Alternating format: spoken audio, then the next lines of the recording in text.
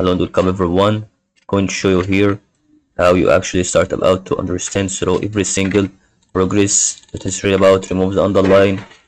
First of all, what you're gonna do is about follow this video about understand how it's really being checked out when you see this underline is really depending on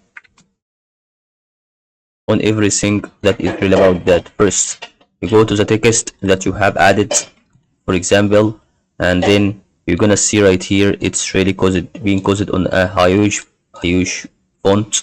So now what you're gonna do, okay, I go to return it back.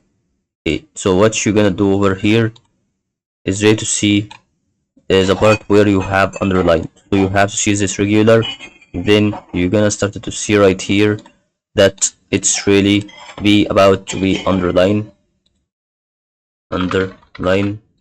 Okay, so select text and then underline. Okay, wait, we can click on the text first, then underline, and here we are. Now you would like to remove it, so you're gonna see right here again underline, and you click on underline again, and it's gonna be removed at this part. And I hope you see this video helpful.